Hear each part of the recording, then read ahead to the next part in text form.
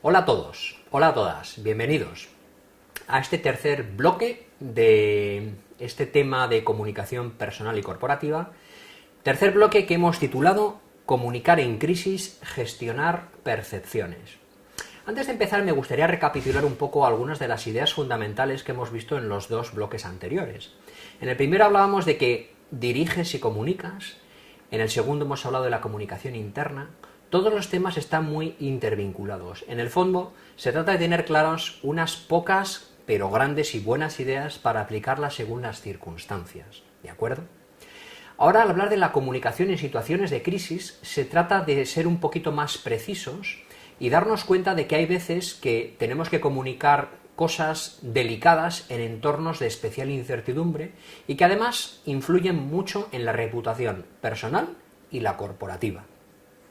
En la comunicación en situaciones de crisis es fundamental darse cuenta de algunos datos, de algunas referencias que hemos tenido en los módulos anteriores. La importancia, si recuerdan, de armonizar datos, contexto y emociones. Los datos tienen que ver con, efectivamente, primero ser conscientes y saber qué es lo que ha sucedido, para a partir de lo que ha sucedido comunicarlo de la manera apropiada, con prudencia y con honestidad.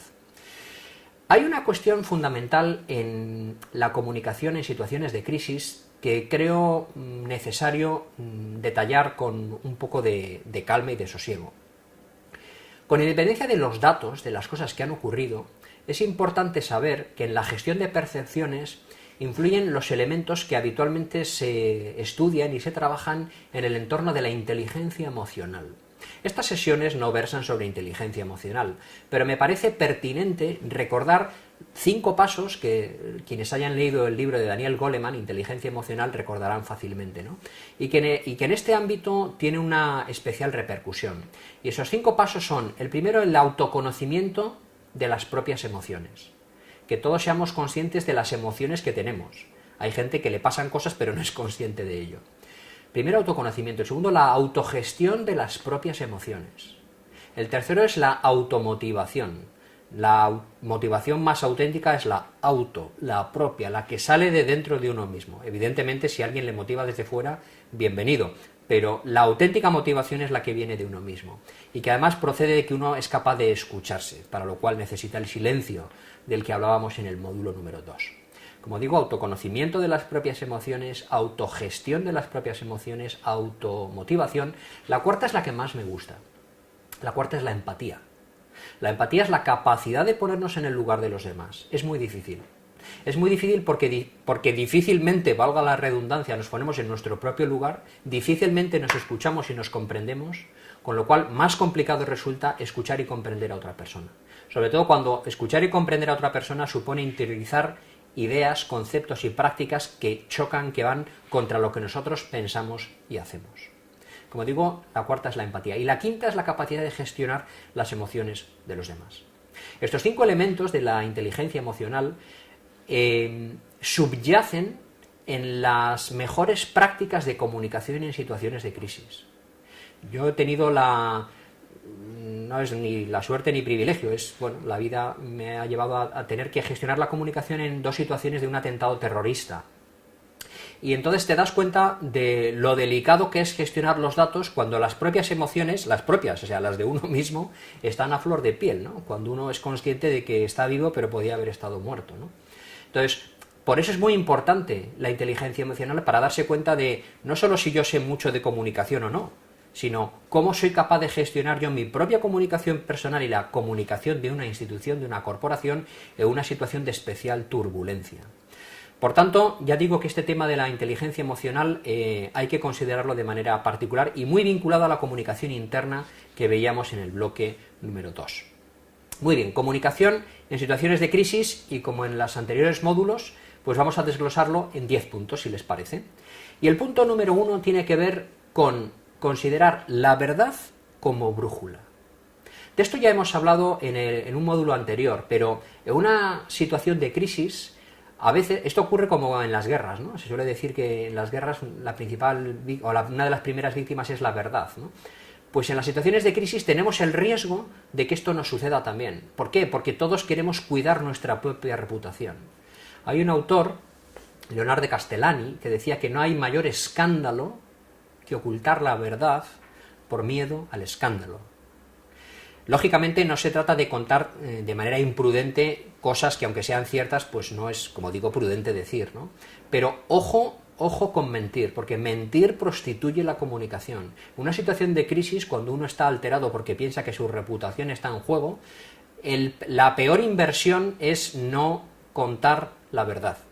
Lógicamente la verdad hay que contarla bien, ahora veremos algunas de las pautas para contarlo bien, pero tener la brújula bien engrasada y saber que la verdad es lo que comunica, la verdad es lo que comunica y va a ser nuestro mejor aliado. Gestionar percepciones. En una situación de crisis hay que gestionar percepciones, no solo lo que ha pasado, sino cómo los demás perciben lo que ha pasado. Por eso es tan importante escuchar, como hemos visto en módulos anteriores. Como saben, la crisis supone por una parte peligro, pero también oportunidad. Y por tanto, si lo gestionamos bien, podemos pasar del caos al ok. Se trata de contar bien lo que ha pasado. ¿De acuerdo? Por tanto, como digo, punto número 1, la verdad como brújula, gestionar percepciones. Ya hemos hablado en el módulo anterior de lo que son las percepciones, el juicio que uno hace a partir de la realidad.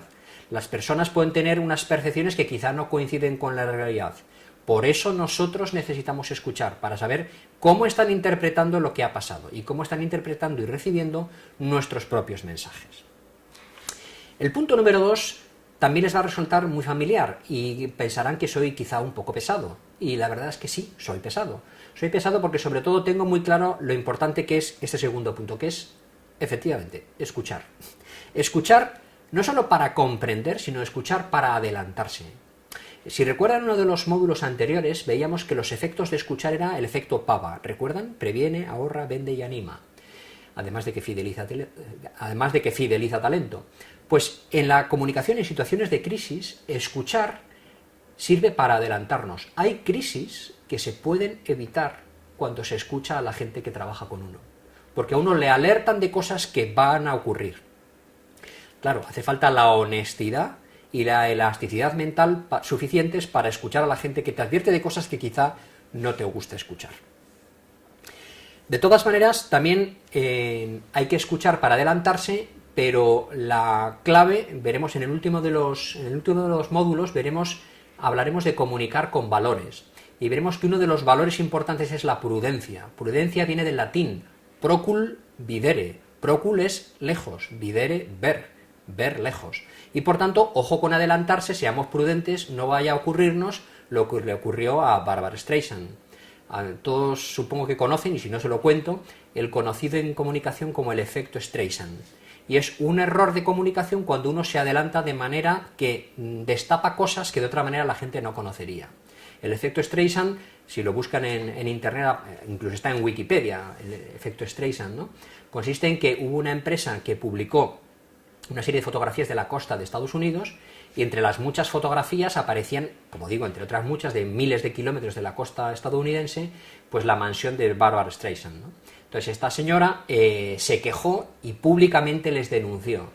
La consecuencia de aquello fue que algo que había pasado desapercibido para muchas personas, desde entonces todo el mundo sabe dónde está la mansión de Barbra Streisand y además ha conseguido que se bautice como un error de comunicación lo que ella hizo, ¿no?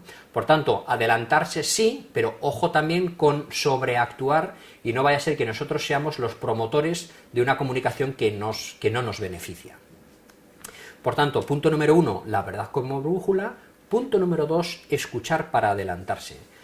El punto número 3 tiene que ver con algo fundamental, y es que en comunicación, en cualquier comunicación, pero especialmente en situaciones de crisis, no importan las preguntas que nos hagan, sino importan las respuestas que nosotros demos. Por tanto, es muy importante tener interiorizado qué es lo que ha ocurrido y qué es lo que vamos a contar y sobre todo qué es lo que nos interesa contar. Cuando digo qué es lo que nos interesa contar, no estoy hablando de mentir, estoy hablando de contar de manera profesional y adecuada algo que es verdad y que además nos interesa transmitir, ¿no? Es muy importante en comunicación y sobre todo en comunicación de crisis ser conscientes de que la vida es poliédrica, por tanto que tiene muchas caras. Con frecuencia la comunicación, como no puede ser de otra manera, hace hincapié en una de esas caras. Nosotros debemos ser conscientes de cuál es la cara que más nos afecta y tener claro qué es lo que está en juego. Con frecuencia sucede que ante una situación de crisis, a mí me ha pasado recientemente en un trabajo de consultoría con una institución que ha tenido una situación de crisis y vienen y te cuentan, es que tenemos este problema, y entonces empiezan a contarte la lista de cosas que se han publicado y que son negativas. Cuando uno tiene una lista de cosas negativas que se han publicado sobre uno mismo, tiene que ser capaz de priorizar. Uno no puede atacar 17 frentes. Tiene que tener la suficiente frescura mental y la sabiduría para saber aquí qué es lo que está en juego. Y si recuerdan del primero de los módulos, el de Communication, el de diriges y comunicas, ser consciente de que los mensajes, para que sean efectivos, ¿recuerdan las características? Debían de ser pocos. Por tanto, ante una situación de crisis, tener muy claro, conocer muy bien la realidad, la verdad de lo que ha pasado, identificar qué es lo que está en juego, interiorizar los mensajes que sean pocos y que yo quiero transmitir.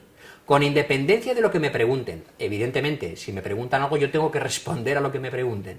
Pero hay lo que se llama expresiones de transición o giros para responder a lo que me han preguntado y a la vez transmitir aquello que a mí más me interesa, ¿no? Importan las respuestas más que las preguntas. En este sentido, yo aprendí mucho de centros de investigación médica de Estados Unidos, en cuyos departamentos de comunicación estuve formándome durante un tiempo. Ellos entrenan a sus propios investigadores a cómo responder ante situaciones de dificultad, ¿no? Y además ellos les suelen poner ejemplos de políticos, sobre todo políticos norteamericanos, que incluso a pesar de su gran entrenamiento y, en fin, supuestamente estar muy adiestrados, pues a veces cometen errores, ¿no? Y uno de los ejemplos que ponían era el de Nixon, ¿no? El de con su frase de I am not a crook, no soy un granuja, ¿no? La cuestión es, no sé qué es lo que le preguntaron, pero desde luego él no debió decir eso, ¿no? Aunque solo sea para negarlo, ¿no? Y el otro ejemplo que se pone es el de Bill Clinton, ¿no? Cuando dijo I never had sex with that woman. Pues bueno, con independencia de lo que te pregunten, tú tienes que responder con algo que sea verdad y que a la vez seas consciente de que eso vas a parecer entrecomillado, con lo cual cuida muy bien las palabras que utilizas para describir algo que es verdad, de manera que no te cause más daño del debido, ¿no? Muy bien. El cuarto punto tiene que ver con el portavoz o la portavoz, ¿no? En una situación de crisis es fundamental que haya una persona, que puede ser el director o la directora de comunicación, que, digamos, dé la cara, dé las explicaciones ante los medios de comunicación y gestione las redes sociales.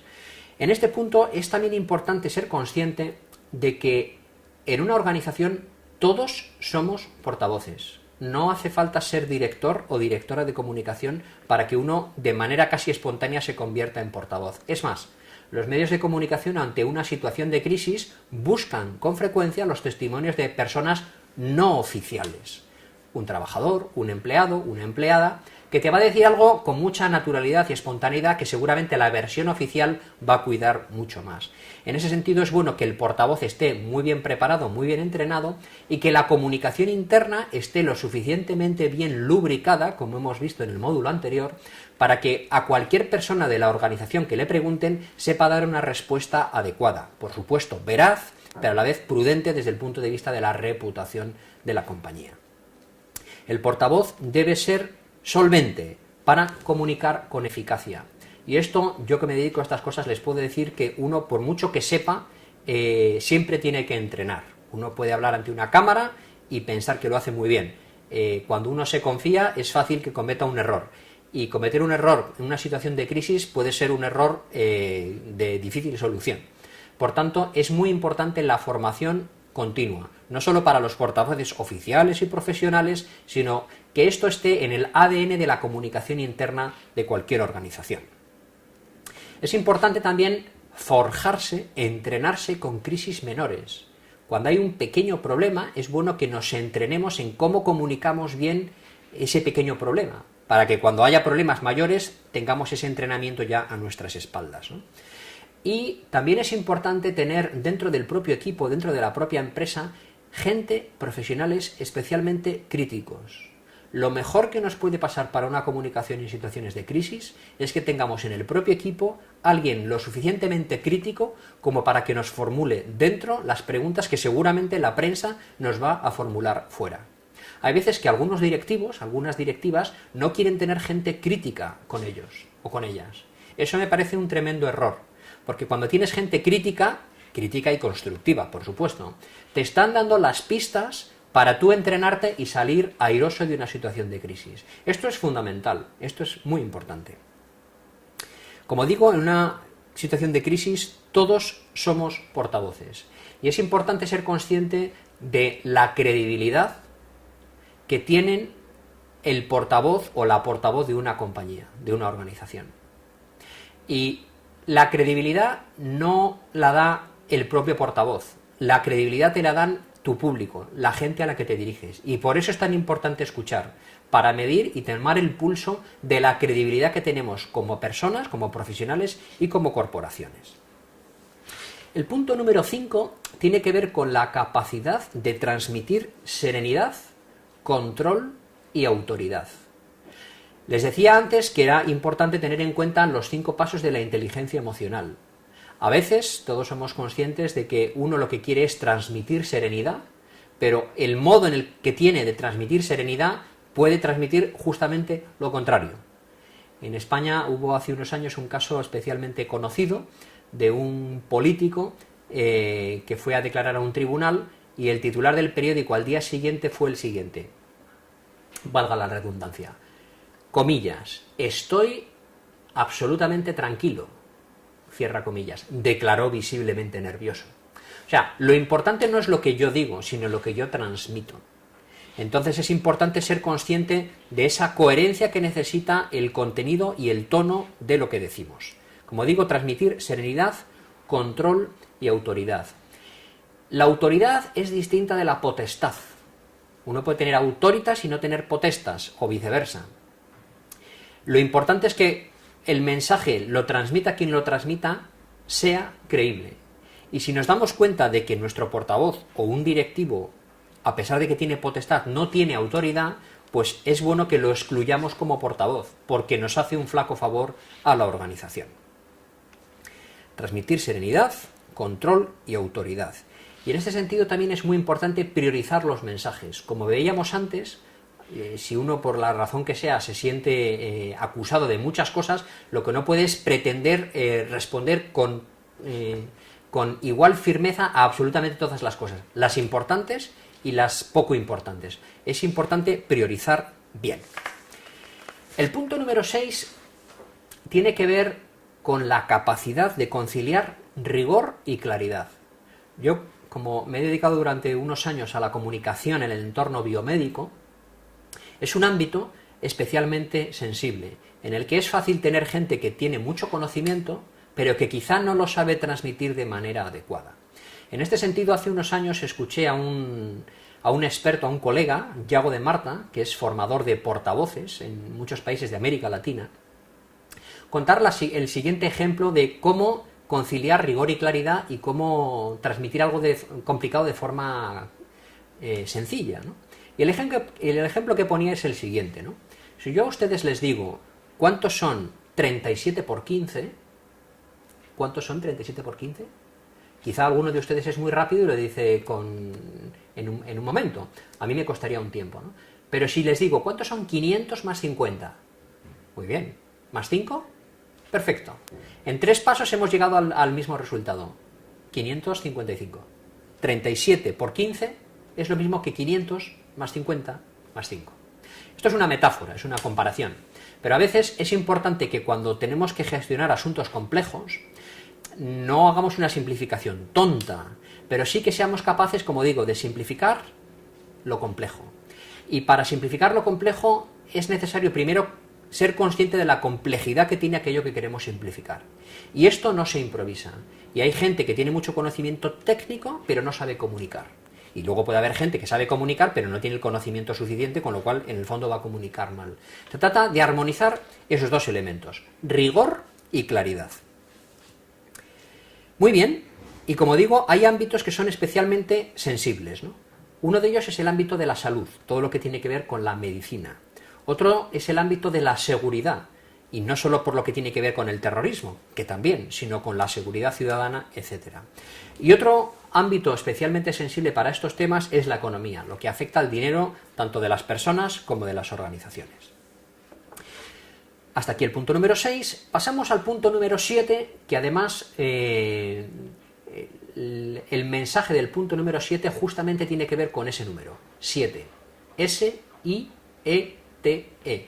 Y son algunas pautas que hace unos años, asesorando a un gran evento de proyección mundial que tuvo lugar en Madrid, nos interiorizamos para transmitir a los colaboradores, ¿no? Para cómo actuar cuando tuviéramos una situación de crisis en la calle con colaboradores. Y el 7 tiene que ver con S-I-E-T-E. Sonríe, informa, escucha, tranquiliza y emociona. S, sonríe. Pues sonreír es un poderoso elemento de comunicación. Evidentemente hay situaciones en las que no solo no es bueno sonreír, sino que está prohibido, ¿no? Cuando uno tiene que comunicar noticias pues dolorosas o tristes, evidentemente la sonrisa pues no es el momento de practicarla, ¿no? Pero en general, sobre todo cuando uno tiene que contar cosas buenas, pues las comunica mucho mejor y la gente la percibe con más agrado cuando uno sonríe, ¿no? Esto hay gente que dice, bueno, pero es que a mí no me gusta. Bueno, pues es que hay veces que aunque a uno no le guste, es bueno sonreír porque los demás yo creo que se lo merecen, ¿no? Por tanto, sonríe. Y de informa. Y el informa, en una situación de crisis, tiene que ver con informar hacia arriba y hacia abajo. Informar hacia arriba para que nuestros jefes conozcan datos que quizá desconocen y que les viene bien para la gestión de esa situación. Y también informar hacia abajo para que otras personas tengan la misma información que nosotros tenemos y por tanto sepan cómo manejarse en esa situación crítica. Sonríe, informa, escucha. Bueno, yo creo que de escuchar hemos hablado mucho, con lo cual no voy a hacer más hincapié. Tranquiliza y emociona. Sobre todo este último, el de emociona, les quiero contar un ejemplo que aprendí de Rudolph Giuliani. Les suena, ¿no? Rudolph Giuliani era el alcalde de Nueva York, fue alcalde de Nueva York durante varias legislaturas, pero era el alcalde de la ciudad de los rascacielos cuando tuvieron lugar los atentados del 11 de septiembre del 2001. Entonces, cuando se produjeron aquellos terribles atentados, creo que era pues en torno a las 8 a las 9 de la mañana en Nueva York, los asesores de comunicación de Giuliani le dijeron muchas cosas, pero sobre todo le dijeron dos cosas. Le dijeron, sería bueno que vaya al lugar de los hechos. Y la segunda cosa que le dijeron es, señor alcalde, tenga en cuenta que cuando usted vaya allí, lo primero que le van a preguntar los periodistas, le van a poner el micrófono, le van a preguntar, ¿cuántos muertos hay? Pues Giuliani fue al lugar de los hechos y efectivamente ocurrió lo que cabía esperar, ¿no? Se improvisó una rueda de prensa y ¿cuál fue la primera pregunta? ¿Cuántos muertos hay? ¿Saben lo que respondió Giuliani? Esto era a las poquísimas horas de los atentados. ¿Saben lo que respondió? Pues respondió algo del estilo de: no debemos frivolizar con la cifra de víctimas. Lo que sí les puedo garantizar es que cuando sepamos la cantidad será muy superior de lo que podemos soportar. ¿Qué les parece? Me parece brillante. Me parece brillante. El alcalde de Nueva York no dio datos. ¿Por qué? Porque era imposible tener datos. Comunicó con emociones. No sabemos la cifra, pero cuando la sepamos será muy superior a lo que podemos soportar. Habló con el corazón. Hay veces que la mejor comunicación y la más auténtica es cuando uno dice tal cual las cosas como las siente. Esto, que fue una comunicación, en mi opinión, muy buena y brillante en ese momento, hay que tener en cuenta que esa comunicación sirvió para ese preciso momento, pero un día después esa respuesta no sirve. Un día después uno no puede responder con que las emociones... No, tienes que haber hecho una investigación y tienes que tener datos. Como les decía en otro de los módulos, ¿no? La comunicación personal y corporativa no es como las matemáticas, que 2 y 2 son 4. Entran en juego las emociones, las percepciones. Hay que saber cuándo hay que dar datos, cuándo no teniendo datos podemos comunicar con emociones, etcétera, ¿no? Entonces, a mí este ejemplo me parece que es muy bueno, ¿no? Y cuando uno, por desgracia, pues tiene que padecer y comunicar una situación crítica, dolorosa, pues es bueno tener interiorizado esto. Y por eso es bueno entrenarse y leer y formarse. O sea, la comunicación corporativa es una disciplina que tiene creciente importancia y que requiere su preparación, ¿no? Y sobre todo uno se da cuenta de la importancia que tiene, sobre todo cuando lleguen estas situaciones. Para quien le interese, esta cuestión de Giuliani y otros aspectos de la comunicación pública aparecen en un libro suyo que está publicado en castellano, está en español, que se titula Liderazgo, libro de Rudolf Giuliani, Liderazgo. Se lo recomiendo porque yo aprendí mucho con ese libro.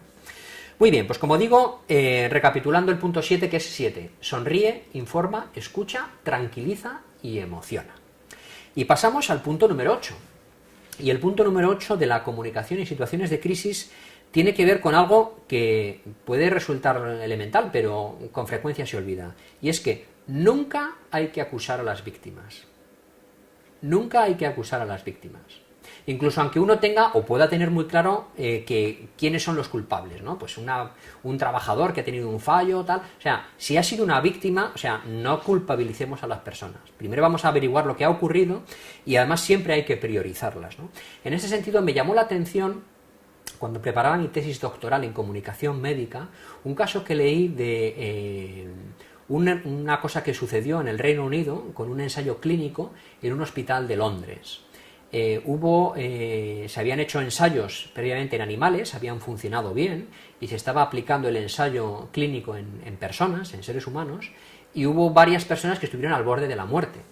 Entonces, esa situación de crisis generó una comunicación que había que coordinar entre el laboratorio que investigaba, el hospital donde se realizaban estos experimentos, y me llamaron la atención dos cosas. Uno, la cantidad de tiempo que pasó hasta que emitieron el primer comunicado. Pasó demasiado tiempo.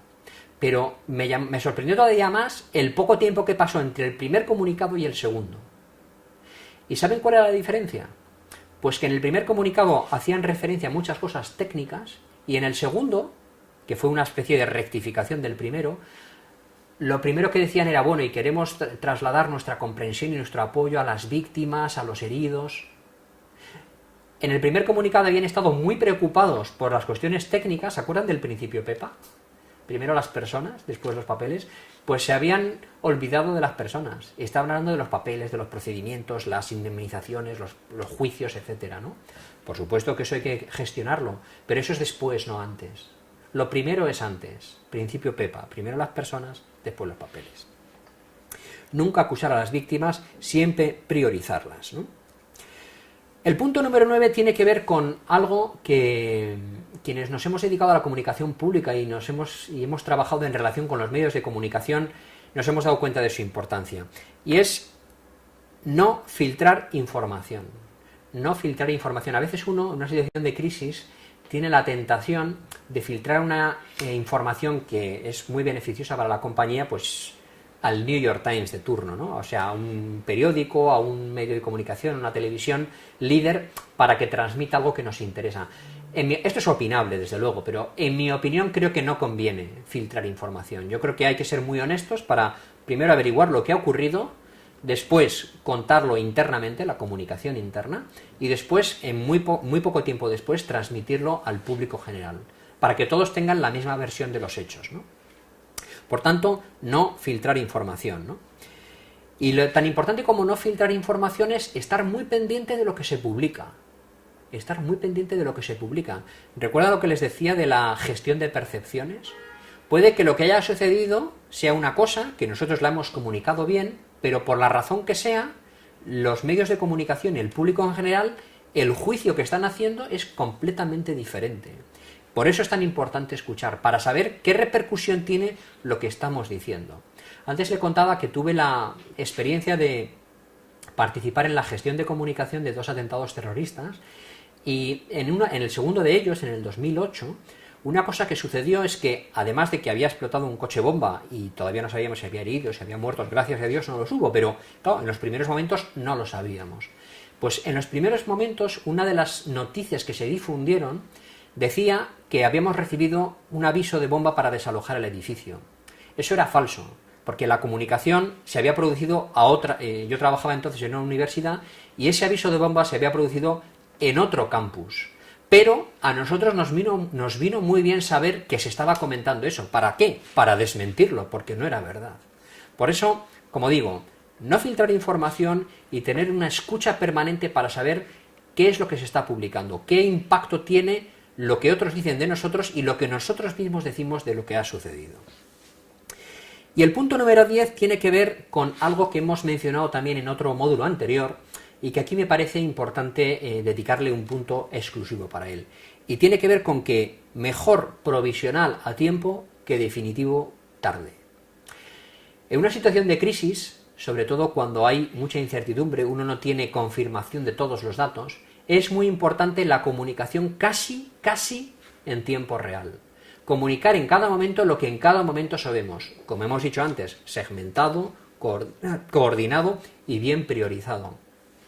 Eso evita que luego haya contradicciones. Y además, la ventaja que tiene la comunicación en tiempo real es que si lo hacemos como debemos, honestamente, contando la verdad, no tenemos nada que ocultar y uno trabaja con muchísima tranquilidad. Incluso en muchos casos lo que tiene que hacer es simplemente pedir perdón, nos hemos equivocado en esto, lo estamos tratando de arreglar y estos son los resultados. La ventaja de que mejor provisional a tiempo que definitivo tarde, también yo lo he aprendido del entorno de la investigación científica. Y hay un criterio en investigación, en la ciencia, que es la provisionalidad de las conclusiones. Esto es fundamental. O sea, lo que yo tengo como cierto hoy, puede que dentro de un tiempo, unas horas o unos años, cambie. ¿Por qué? Pues porque recibo nueva información. Eso no quiere decir que lo anterior era falso o que hubiera mentido, en absoluto. En cada momento cuento lo que en cada momento conozco. Y cuando uno tiene interiorizado este criterio de la verdad y de contarlo de manera adecuada e inteligente y con honestidad, eso da mucha seguridad y transmite muchísima credibilidad. Por tanto, recapitulo diciendo que entrenarse para la comunicación, también en situaciones de crisis, puede permitirnos pasar de una situación de caos a una situación de OK. Muchas gracias.